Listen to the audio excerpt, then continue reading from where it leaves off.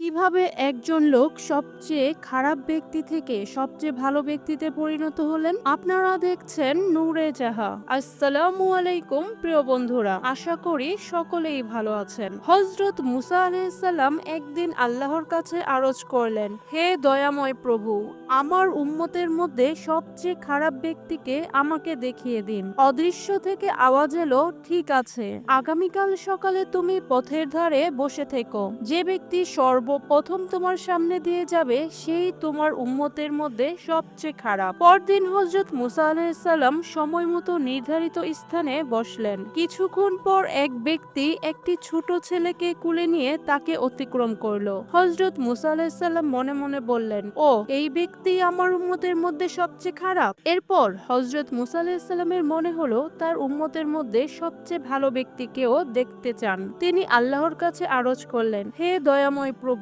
এবার আমাকে আমার উম্মতের মধ্যে সবচেয়ে ভালো ব্যক্তিকে দেখান। আওয়াজ এলো, হে মুসা, সন্ধ্যায় পথের ধারে বসো। যে ব্যক্তি সর্বপ্রথম তোমার সামনে দিয়ে যাবে সেই তোমার উম্মতের মধ্যে সবচেয়ে ভালো। সন্ধ্যায় হযরত মুসা আলাইহিস সালাম নির্ধারিত স্থানে বসে অপেক্ষা করলেন। কিছুক্ষণ পর তিনি দেখতে পেলেন সকালে যে ব্যক্তি ছেলেকে কুলে নিয়ে গিয়েছিলেন তিনি ফিরছেন। হযরত মুসা আলাইহিস সালাম অত্যন্ত বিস্মিত হয়ে ভাবতে লাগলেন, এ কি, সকালে যে সবচেয়ে খারাপ ছিল সে সন্ধ্যায় কিভাবে সবচেয়ে ভালো হয়ে গেল?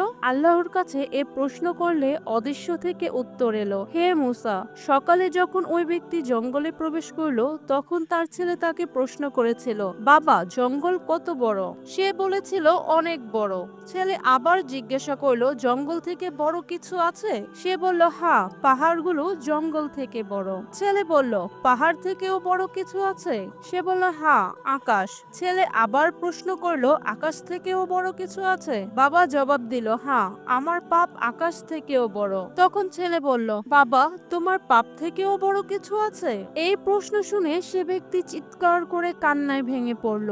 বলল, হ্যাঁ বাবা, আমার পাপ থেকেও আল্লাহর রহমত অনেক বড়। হে মুসা, তার এই পাপের অনুশোচনা ও গভীর তওবা আমার কাছে এতটাই প্রিয় হয়েছে যে আমি তাকে তোমার উম্মতের মধ্যে সবচেয়ে খারাপ ব্যক্তি থেকে সবচেয়ে ভালো ব্যক্তি বানিয়ে দিয়েছি। আল্লাহু আকবার। হে আল্লাহ, আপনি আমাদের সবাইকে নিজেদের পাপের কথা মনে রেখে ভবিষ্যতে সৎ পথে চলার তৌফিক দান করুন, আমিন। প্রিয় বন্ধুরা, কোরআন এবং হাদিসের এরকম আরো সত্য ঘটনা জানতে লাইক, কমেন্ট, শেয়ার এবং সাবস্ক্রাইব করে আমাদের পাশে থাকুন। আশা করি সকলেই ভালো থাকবেন। খোদা হাফেজ।